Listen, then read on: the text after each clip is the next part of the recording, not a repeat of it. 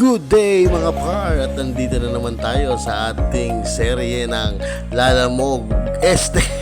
Lalamove pala. Lagi ako nagkakamali. Sorry. At ayan nga no, paalis na po tayo ng bahay kasi nakatanggap tayo ng first booking. Ayan. Ayan po no, papuntang May Kawayan po yan no. At ayan po no, binabaybay na po natin ang kahabaan ng kalsada. At palabas na po tayo nito ng MacArthur Road no. At ayan po, bago po tayo bumiyahe papuntang May Kawayan at naisipan ko po muna palang pumunta dito. Opo, dito yan sa refill station at magpapakrudo po muna tayo ng ating auto. Dahil dito kay refill, logo pa lang.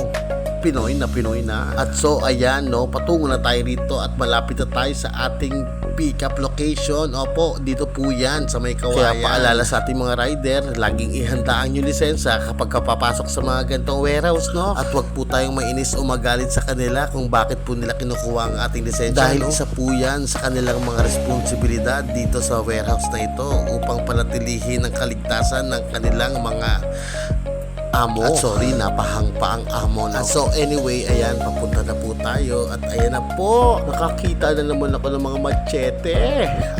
Ow! At ayan po, nakarga na nila. So paalis na po kami rito at patungo na po tayo sa ating drop-off location po. Opo, sa Bulacan po ang ating drop-off location. At ayan po, habang binabaybay na po natin na papuntang Bulacan, ay nakakadismaya talaga tong kalsada ito. Halos lahat na lang ng kalsada rito sa atin ginagawa. Ano ba yan? Uy, talagang kapag malapit ang eleksyon, no? Marami nagpapabango na. Ano ba yan? Tapos naman kapag natapos ng eleksyon, itetenga na lang kanilang mga gawain. Ayan po, at nakarating na po tayo sa ating drop-off point. At ayan, binababa na po ng mga machete ang ating mga kargamento, no? Kaya mamaya ako naman bahala sa inyo.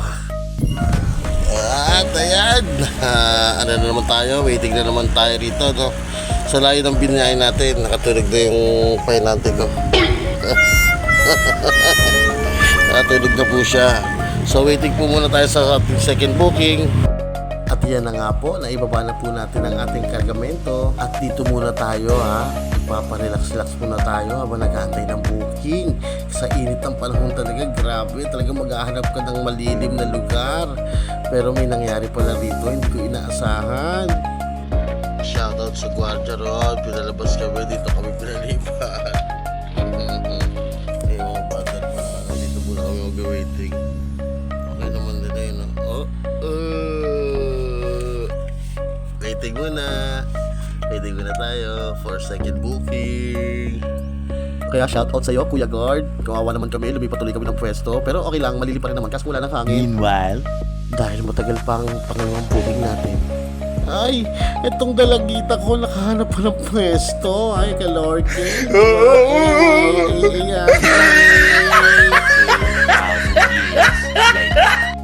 Uy, okay maingay.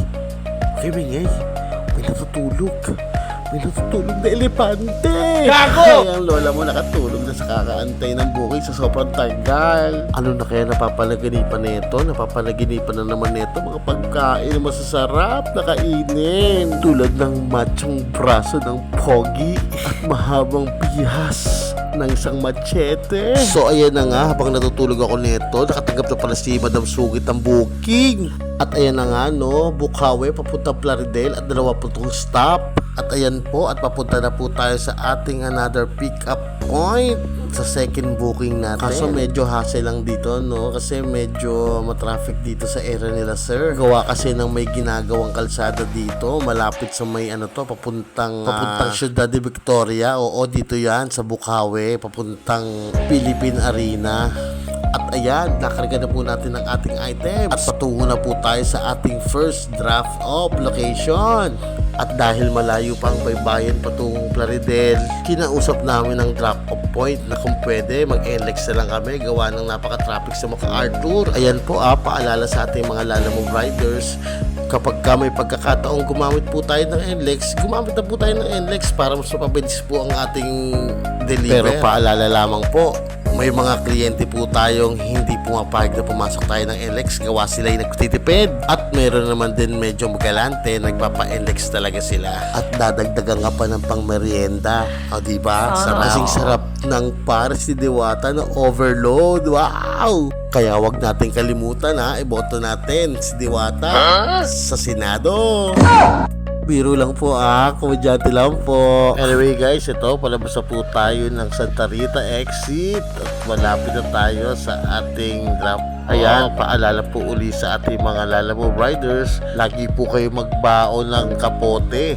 Panlaban po natin sa ulan dahil hindi natin masabi ang panahon ngayon, biglang pabago-bago na lang, mainit tas biglang uulan. Kaya sana mag-snow naman. At ayan po, nakarating na po tayo at binababa na po nila ang kanilang items, no? At ayan po, nakikita nyo po, sobrang dilim pala talaga ng kanilang lugar dito. At ayan nga po, napakadilim talaga ng lugar nila dito, nakakatakot. Meanwhile, at ayan po, fast forward na tayo. Dito na po tayo sa pangatlong booking natin. Dito tayo nag-pick up sa SM Marilao. May mga part kasi hindi ko na na-videohan, gawa na nagkaroon kami ng aberya kanina, no? At ito po pala yung booking na to. SM Marilao po at patungong Lawa, may kawayan. At ayan po, palabas na po tayo ng SM Marilao para baybay na po patungong Lawa, may kawayan. Pero isang mata, ito na. At binababa na agad nila sir ang kanilang washing machine. Wow, bago. At ayan po, naging good naman ang transaction natin sa kanila. So ayan na naman, nakatagbito na po tayo ng pang-apat na booking. Anyway, repeat customer na pala natin to si Ma'am Pogi at si Ma'am Ganda, no? Kasi kami rin yung nasakyan nila nung naglipat sila ng bahay doon sa kanilang lugar ngayon. Anyway, parang ang sarap uli pumasok dito sa SM. Ang tagal na pala uli bago ako nakapasok ng SM. Pero narating tayo dyan, ipon-ipon muna tayo mga par. Kaya sana naman Meta, pasahurin mo naman na kami para lahat tayo happy. So nandito na po pala tayo sa parking dito sa likod ng SM Marilao. Dito na po kasi talaga ang daanan patungo sa likod ng SM para makapag-pick up ka ng mga nagpapabooking sa'yo rito na Lalamove. Yan po pasensya na po kayo sa video ko, medyo malabo kasi gawa ng cellphone lang gagamit natin. At dating din tayo sa time na magpapalit din tayo ng mas magandang quality na video, no? At ayan na po, naikrakin na nila ang cabinet na i-deliver natin kay Ma'am Pogi at kay Ma'am Maganda. At ayan na nga po, ay sorry, hindi ko na po na videohan yung pag-drop off natin kay Madam Pogi at kay Madam Maganda. Pero ox lang naman, goods naman po ang transaction natin sa kanila. So ayan na po, at kakain na po tayo ng tanghapunan. Halika at samahan nyo kami kumain.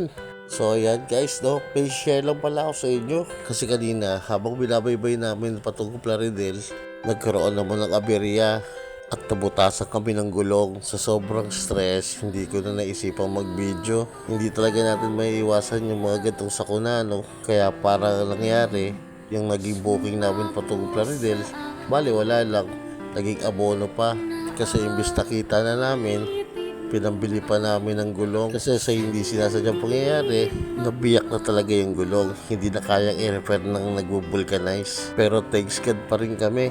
Kasi nangyari yon sa labas na ng NLEX. Kasi kung sa loob ng NLEX yun, baka mas malaki pa ang magastos namin. At isa pa sa pinapasalamat ko, naligtas kami ng anak at asawa ko. Kaya hindi natin masisisi yung mga ganitong sitwasyon. Mas kailangan na lang natin tatagan at tibayan ang ating loob upang sa ganun, hindi natin maisip yung mga problema na dumarating sa atin. Maraming salamat sa panonood. Ingat kayo palagi. God bless. Mga chup chup.